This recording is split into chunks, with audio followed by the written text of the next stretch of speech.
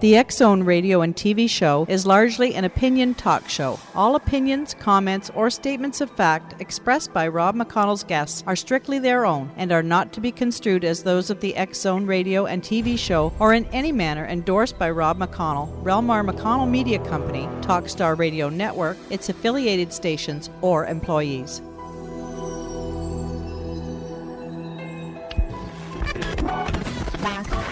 All Hit Radio.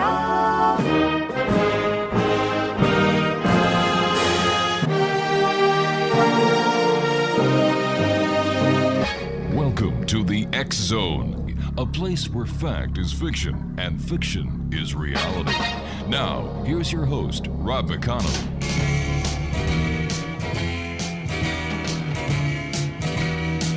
Do you believe in magic? In a young girl's heart, how the music can free her whenever it starts, and it's magic. If the music is groovy and makes you feel happy like an old-time movie, I'll tell you about the magic and it'll free your soul. But it's like trying to tell a stranger about a rock and roll. If you believe in magic, don't bother to choose if it's jug and music or rhythm and blues. Just go and listen. It'll start with a smile that won't wipe off your face, no matter how hard you try. Your feet start tapping and you can't seem to find how you got there. So just blow your mind. And welcome back to the X-Zone, everyone. My name is Rob McConnell. Yep, we're still coming to you from our studios in Hamilton, Ontario, Canada. Worldwide toll-free, 1-800-610-7035. My email address is xzone@xzoneradiotv.com, on MSN Messenger, xzoneradiotv@hotmail.com, and our website, www.xzoneradiotv.com. This hour, my friends, we're going to be talking about a new book entitled Defense Against the Dark, a field guide to protecting yourself from predatory spirits, energy vampires, and malevolent magic. Joining me this hour is Emily Carlin, who is the author, and she's been a magical practitioner for more than a decade. She is the Grey School of Wizardry's Dean of Dark Arts, specializing in defensive magic and creatures of the night, teaching magical protection to people of all ages and skill levels. Now, Emily also holds a BA in philosophy from the Wellesley College and a JD from Seattle University School of Law, and is a member of the Washington State Bar. Now, Emily is also a lifelong resident of Seattle, Washington. Her website is www.e-carlin.com or www.e-carlin.com. And Emily, or should I call you Dean, or should I call you Solicitor, or should I call you just Emily? Welcome to the X-Zone. Emily is just fine. It's great to be here. Where did your fascination with magic come from, Emily? Well, I've seen ghosts and spirits pretty much for as long as I can remember, and they scared the crap out of me. Mm-hmm. And when something scares the crap out of you, you can either ignore it till it goes away or learn how to deal with it. And I chose the latter rather than the former. So, been interested in it pretty much always. What was your inspiration for writing Defense Against the Dark? You know, when I first started practicing magic, I had a lot of strange things happen to me, and there were no books at the time that told you how to figure out what was going on and what to do about it. So I figured I would write that book for young me, and I think I have. Tell me, is there such a thing as evil spirits and those nasty and scary things that people believe go bump in the night? Yes and no. Yes, okay. Those things exist. No, they are not anywhere near as common as most people think. And those things exist insofar as all of the things that we attribute to them happen. Things fall off shelves, people get punched and scratched. All of the symptoms of evil spirits happen to people. Is what is causing those things necessarily a sentient being? Is it manifestations of a person's own negativity? Is it latent telekinesis? I don't know. But the symptoms happen, and there's things you can do about them. How does... We've got about a minute before I have to take my first break here. How do people differentiate between a malevolent spirit and mind over matter? That is an excellent question, and I think for most people I know that are able to make the distinction, it comes down to a sort of gut knowing, where if it's mind over matter, you can kind of feel it, as opposed to something outside of yourself that is doing it to you. But that takes practice. All right, you and I have to take a 2-minute commercial break. We'll be right back. Exo Nation, our very special guest this hour, all the way from Seattle, Washington, the home of Fraser Crane. I get a kick out of that. Is Emily Carlin. She's the author of Defense Against the Dark, a field guide to protecting yourself from predatory spirits, energy vampires, and malevolent magic. www.e-carlin.com. And for our Canadian listeners, www.e-carlin.com. My name's Rob McConnell. I'll be back on the other side of this 2-minute commercial break as we continue talking about Defense Against the Dark with our special guest this hour, Emily Carlin. Don't go away.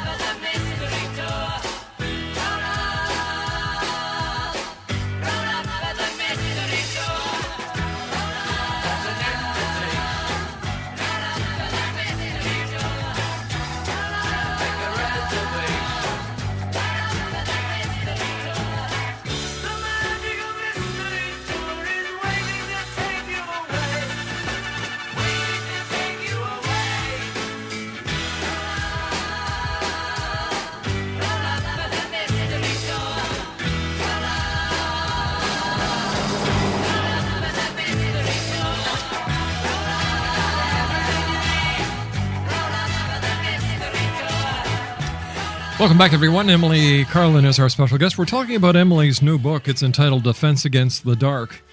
And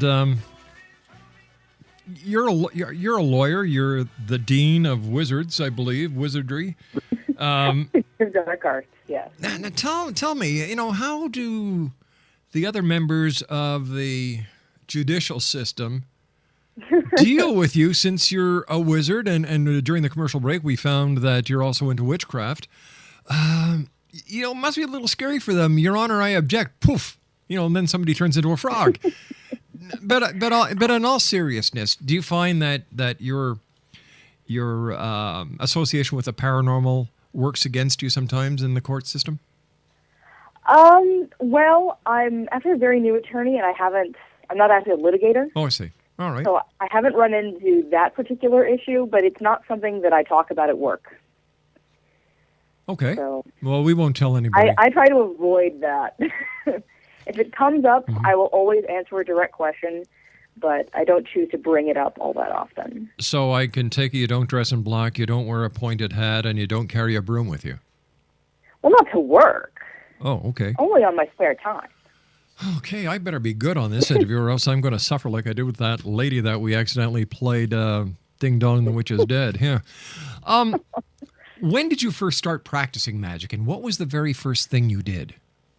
Well, I started practicing magic actively when I got to college, sort of out of respect for my parents' beliefs, sort of against that. I waited till I was out of their house.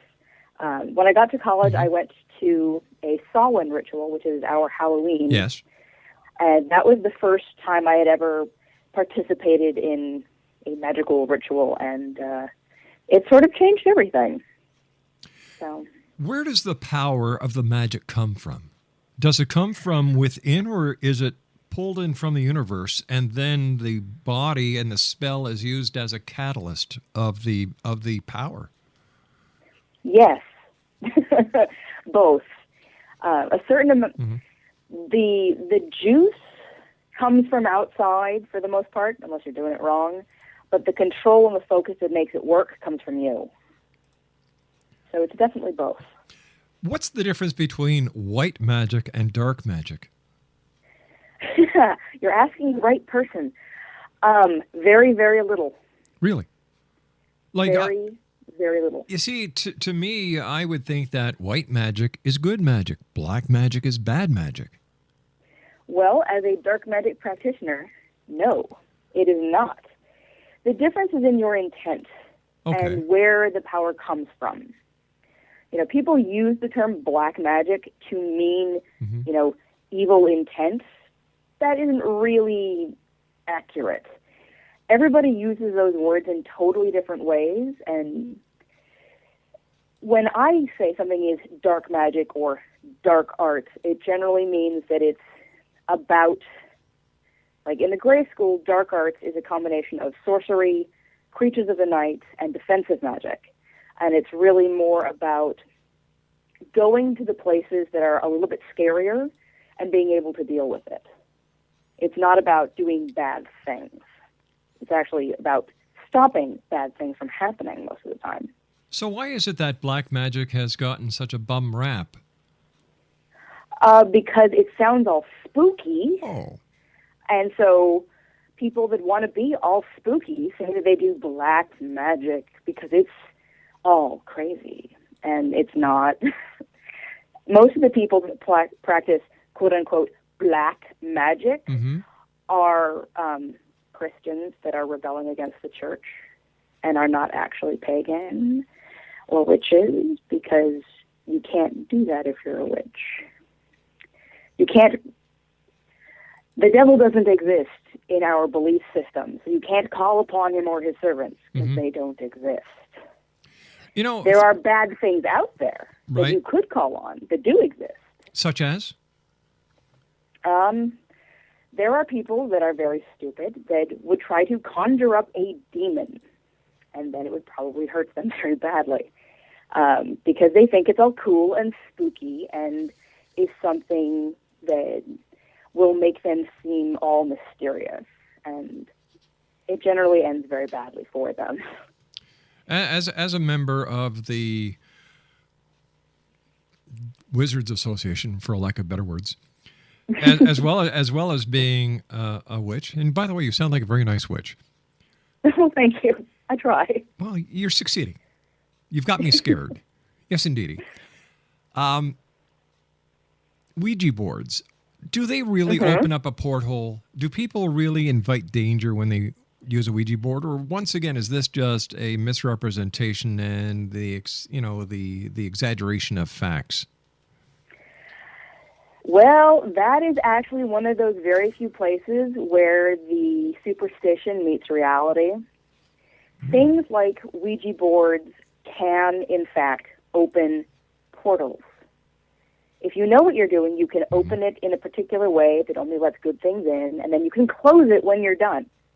But if you just open it and invite anybody through, it's kind of like setting up a cart on the street corner, saying, if you're a good person, take one, like a cookie or something. Yes. And then being really shocked when somebody steals all your cookies. Interesting. That's kind of what Ouija boards do if you don't know what you're doing.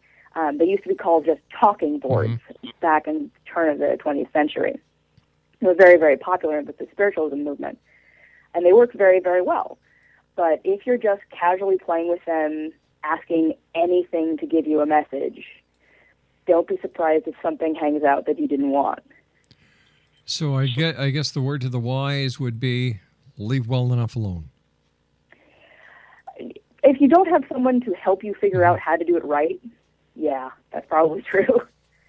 Okay, let's talk about your book, Defense Against the Dark. What do people have to defend themselves against in the dark?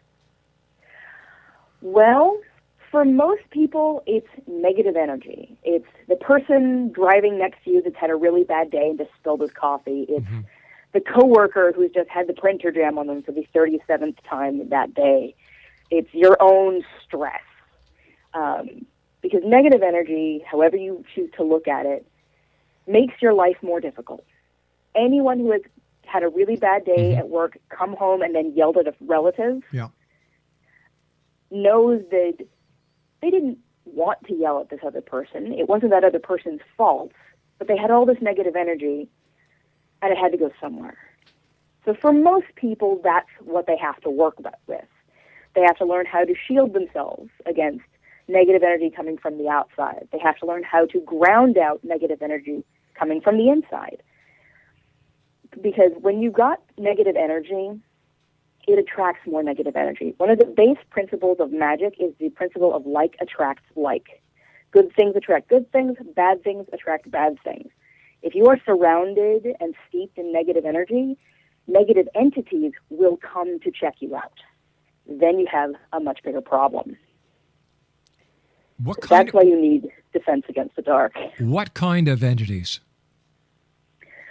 Well, like some of the entities that I list in my book that are relatively common are things like imps, fairies, goblins, ghosts, very small sort of manifestations of negative energy that will basically create this spiral of negative where if you have negative energy and one of these creatures comes to you, that negative energy is going to multiply and your life is going to become very unpleasant. So you have to, if you can't clean it up before it attracts one of these things, you've got to learn to deal with them. How do we know if we have one of these little negative entities attached to us? Well, for most people, it will manifest like you'll get that feeling in the pit of your stomach, the feeling of being watched, prickling in the palms of your hands or the base of your spine. And it's definitely that feeling of not being alone and sort of like the air gets heavy and you get this feeling of sort of being oppressed. That's a really good indication that something's not quite right. Yeah. Now, what about, is there a difference between a negative entity and a demon? Well, a demon is a negative entity, but it's just one of several kinds of negative entities. There's lots of stuff out there in the universe. Most of it is totally neutral. Some of it's very, very good. Some of it is very, very bad, just like people. Most people are just kind of good on some days and bad on others. So are most entities. But really negative entities are out there, and in my book there is a creature called an infernal, which is what most people would think of as a demon, sort of the ultimate manifestation of evil. And they are very, very bad, and they do very bad things. Okay, you and I have to take a commercial break. When we come back, I'd like to talk to you about what kind of very bad things that these negative entities can do to people, because I'm sure that there are a lot of people out there listening tonight who are saying, oh, come on, negative entities? I don't buy it. But you and I are going to talk more about this on the other side of the break. Please stand by. Exonation, Emily Carlin is our special guest. She is the author of Defense Against the Dark, a field guide to protecting yourself from predatory spirits, energy vampires, and malevolent. Yeah, I'm having a great time today. Magic. Her website is www.e-carlin.com. And by the way, Emily's doing this to me because I told her about the witch music we used once before. But I would never do that again. I'm not that kind of guy. Am I? Nah. We'll be back on the other side of this commercial break as we continue Exonation from our studios in Hamilton, Ontario, Canada. Don't go away. Rich at last is dead.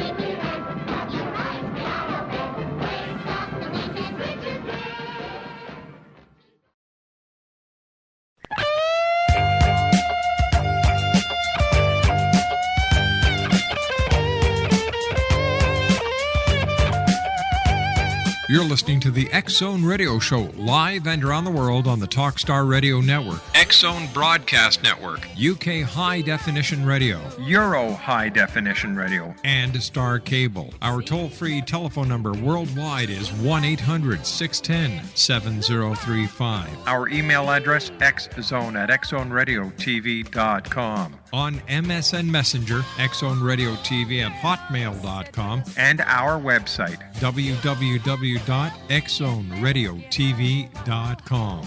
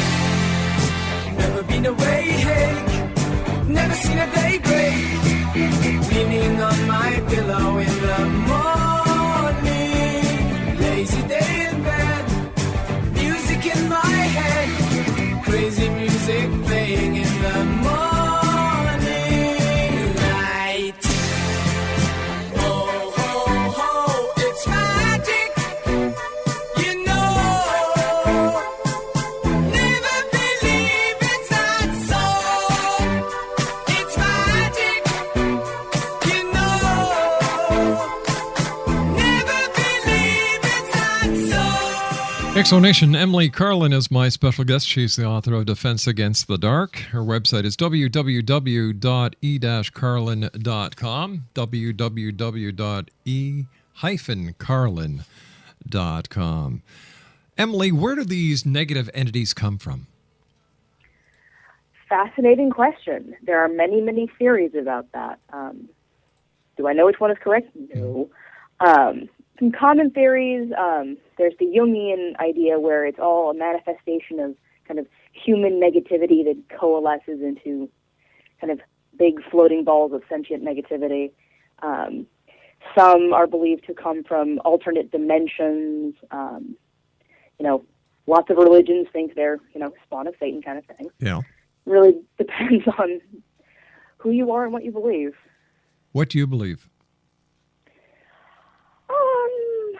I definitely believe that some of them are manifestations of negative energy, that people put off, and I also believe that some of them are from sort of alternate planes of existence that sort of leak through into ours. Have you ever seen one of these negative entities? And if you had, how did you deal with it? Yes, lots and lots and lots of times. Like I said, I've been able to see ghosts my entire life, most of which are completely benign, several of which are not so nice. I've seen fairies, I've seen imps, I've seen demons, unfortunately. Psychic vampires are very common. And, defensive magic is what I do, so I shield, I ground, and they don't bother me much. All right, but for people who are not as well versed in the black arts or the paranormal as you are, how do we deal with these negative entities that attach to us? How do we get rid of them? Well, it really depends on who you are and what you do. For most people, ignoring it will make it kind of go away. And like I said, negative entities are attracted to negative energies. So if you can surround yourself with positive energies, if you have a bad day, get a back rub, get a latte, get something that makes you happy so the negative energy goes away. And these things won't be attracted to you. If one does attach it to yourself and wasn't prevented in time, that's when you have to move on to either magic, in forms of grounding and shielding, the sort of things that I talk about in my book, Or if you're part of a particular religious tradition, you go to a religious authority who will bless you. It really depends on kind of what you're comfortable with. Do the negative entities, the nymphs, the fairies, the gnomes, do they fear the deities within a religious philosophy? And if so, why? I think it really depends.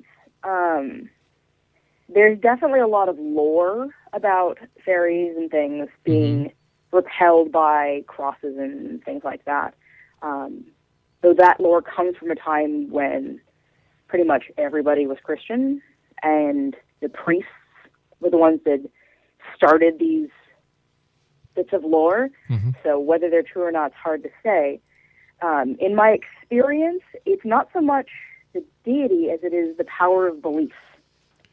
So the power lies within the person. So if the person is afraid and they rid their fear, they may get back control, and the negative entity has no more power?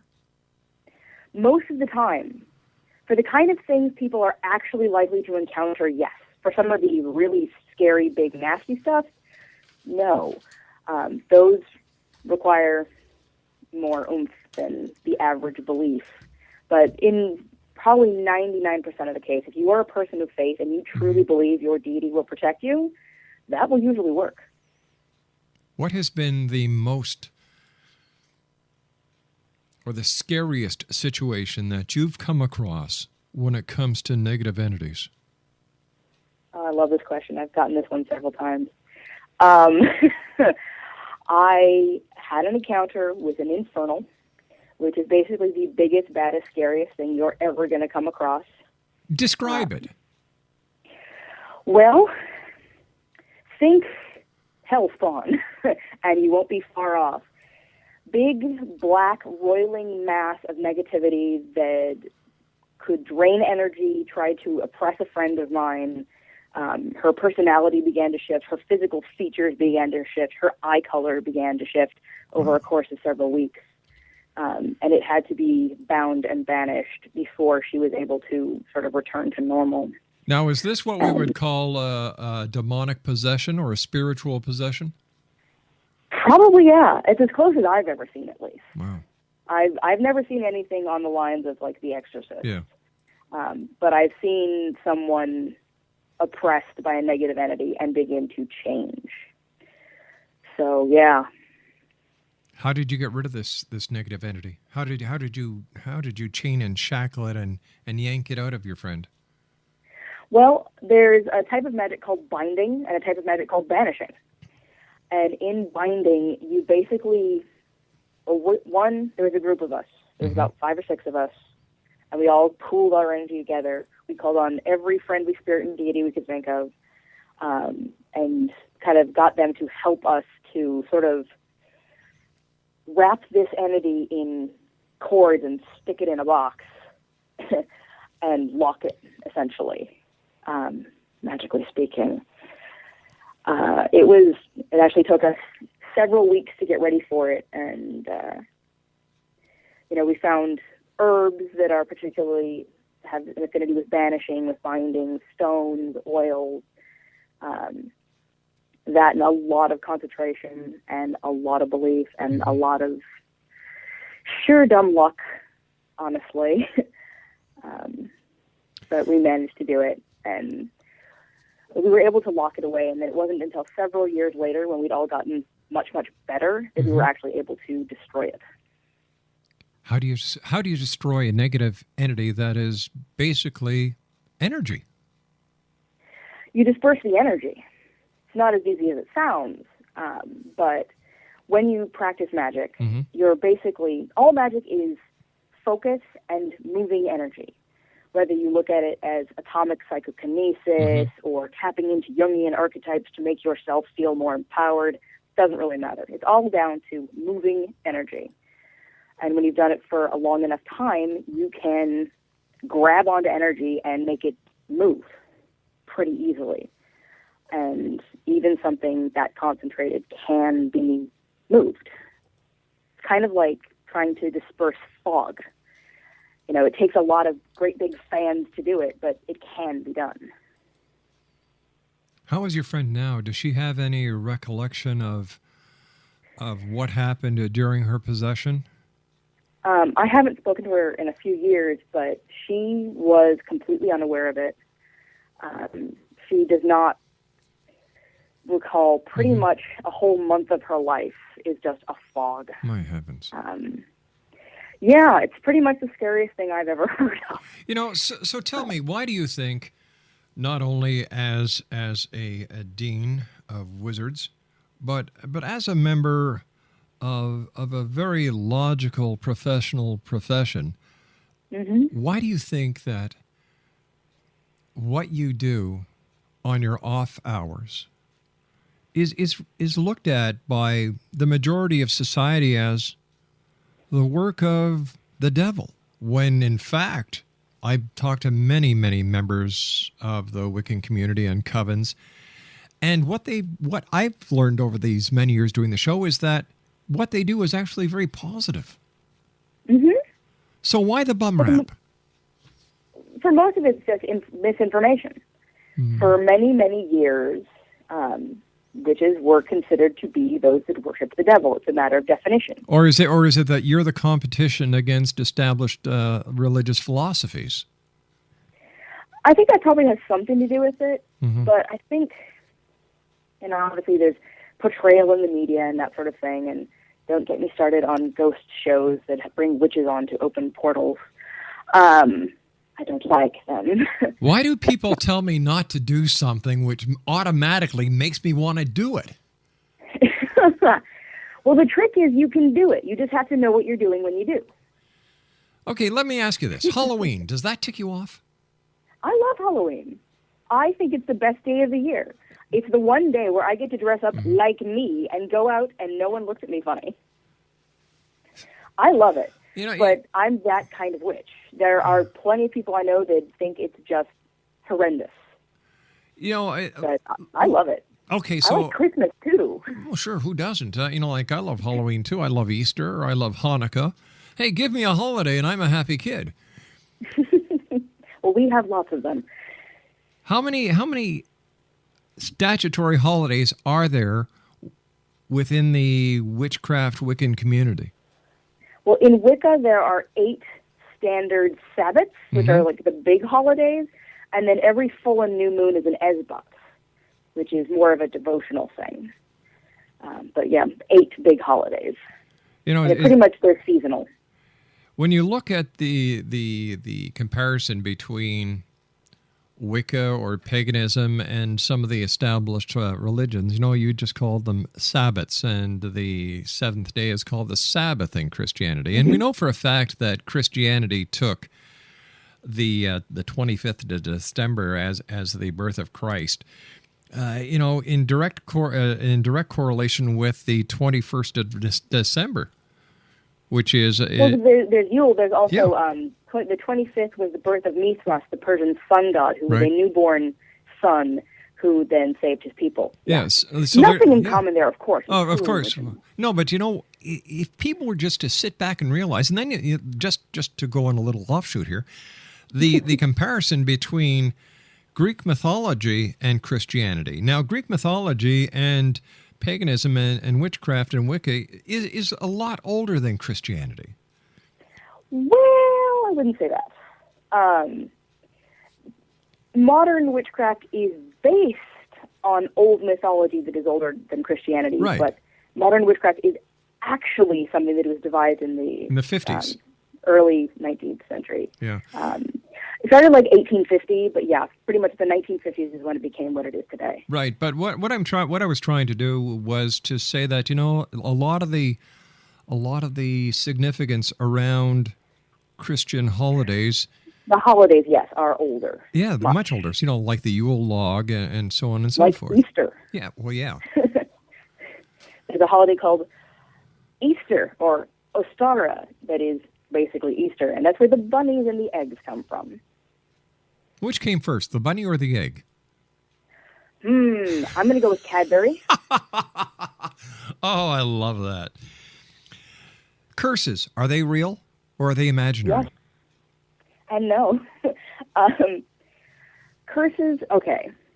It is possible for someone to send negative energy at someone else.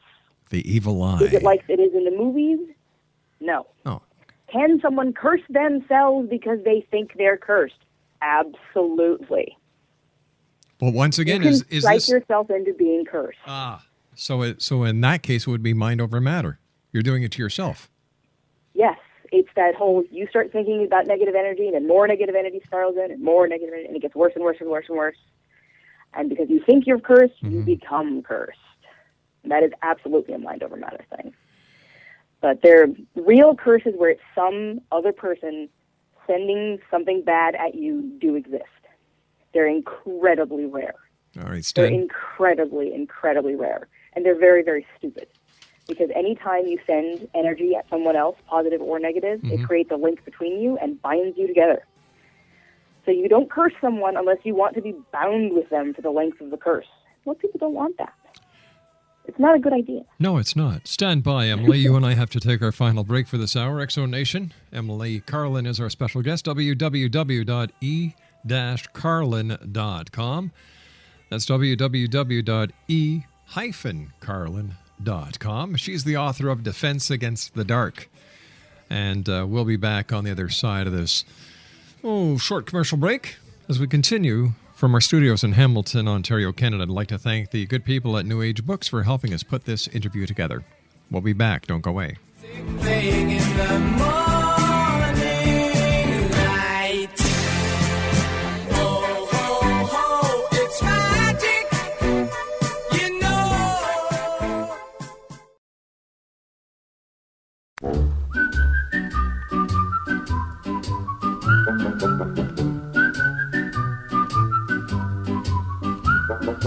Magic moments when two hearts are caring.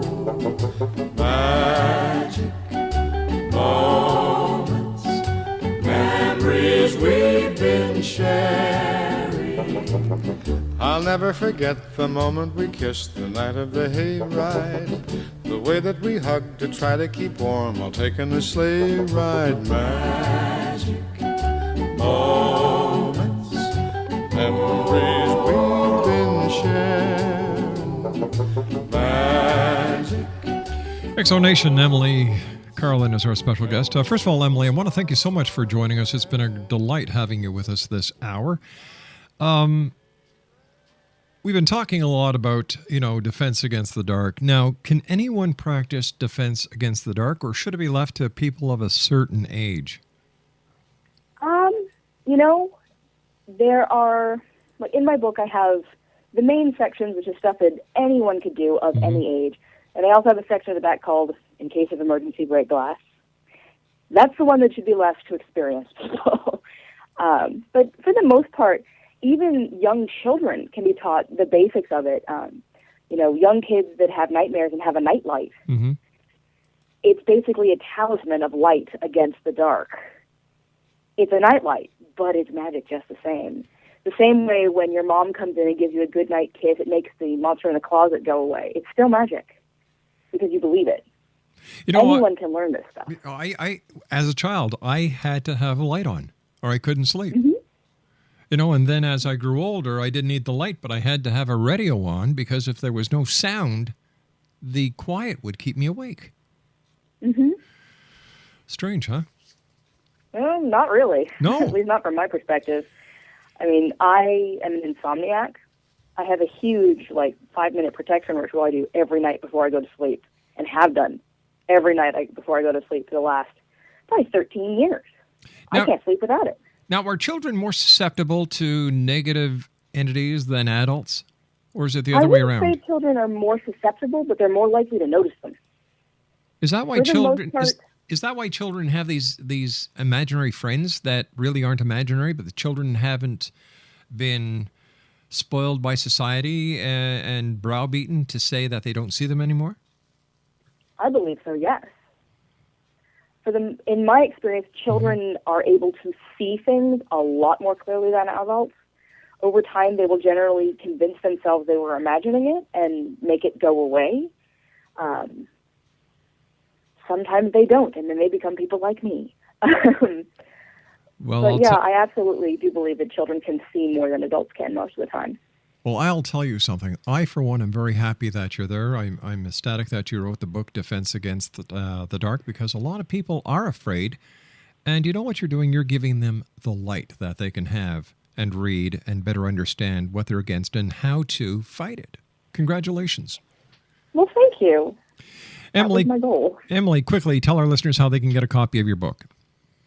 My book, I believe it comes out tomorrow, the 24th of February, from Amazon.com and major booksellers across the country. They can get a hold of me at my website and also the Gray School, where I teach. It's grayschool.com. Very easy. But yeah, you should be able to get it pretty much everywhere. We'll have to have you back on. Amazon right now has it cheap. We'll have to have you back on to talk about wizardry in the near future. That's a fascinating topic. That'd be my pleasure. Emily, take care of yourself. Thank you very much for joining us, and congratulations on our great work. Well, thank you. So long now. Exonation, Emily Carlin has been my guest this hour, www.e-carlin.com. The name of her book is Defense Against the Dark, and tomorrow it will be available at Amazon.com. Well, I'll be back on the other side of this commercial break at 6.5 minutes past the hour after the news as we continue from our studios in Hamilton, Ontario, Canada. My name is Rob McConnell. This is the X Zone. Don't go away.